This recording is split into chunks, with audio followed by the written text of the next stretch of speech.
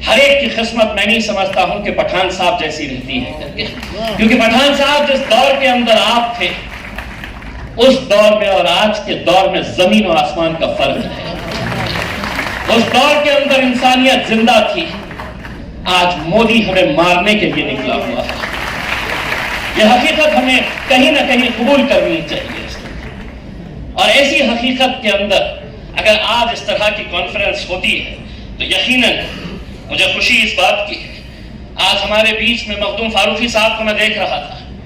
ایک ڈاکٹر رفیق زکریا اس شہر کے اندر آتا ہے تو ہزاروں ہماری بچیاں کیسے تعلیم حاصل کرتی ہیں، اس کی زندہ مثال اگر دیکھنا ہے تو اورنگ آباد شہر ہے۔ ایک رفیق زکریا کی دور اندیشی تھی کہ میں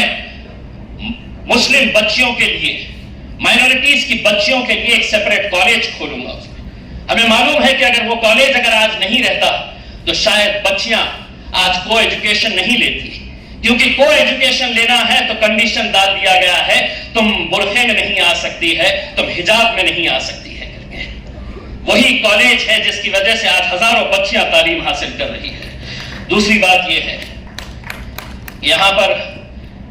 اکرم صاحب، اکرام صاحب بیٹھے ہوئے ہیں، فارمر انکم ٹیکس کے کمشنر ہیں، ان کی جدوجہد ہے کہ وقف کی زمینیں اگر ہمیں مل جاتی ہے تو ہم وہاں پر کوئی تاج محل نہیں بنانا چاہتے ہیں، ہم وہاں پر تعلیمی ادارے کھڑے کرنا چاہتے ہیں۔ لیکن اکرام صاحب، میں آپ کو پوری ایمانداری کے ساتھ بتاتا ہوں،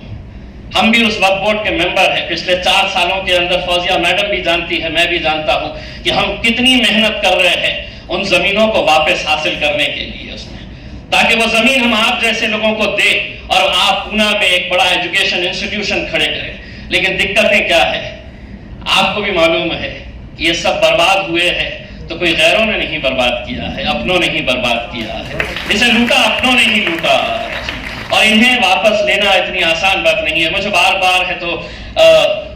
دوسری بات میں جانے سے پہلے یہ کہنا چاہتا ہوں، کچھ وومنس ریزرویشن کا بل پارلیمنٹ کے اندر پاس ہوا،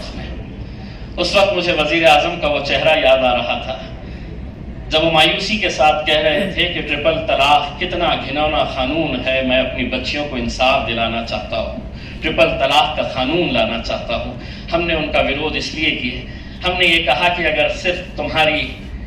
لگ رہا تھا تمہیں ایسا کہ تم انصاف صرف ایک قانون لا کر ٹرپل طلاق کے قانون تک روک دیں گے، تو اب ہم چاہتے ہیں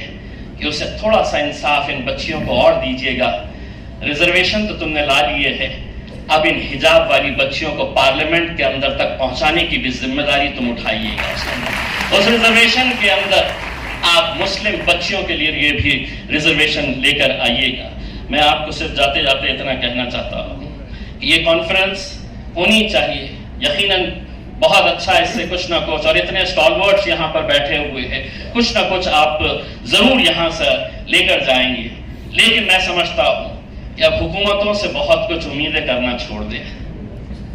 جو بھی کرنا ہے اب ہمیں ہی کرنا ہے، اور حقیقت یہی ہے، نہ ہم سفر نہ کسی ہمنشی سے نکلے گا، ہمارے پاؤں کا کانٹا اب ہم ہی سے نکلے گا۔ بہت بہت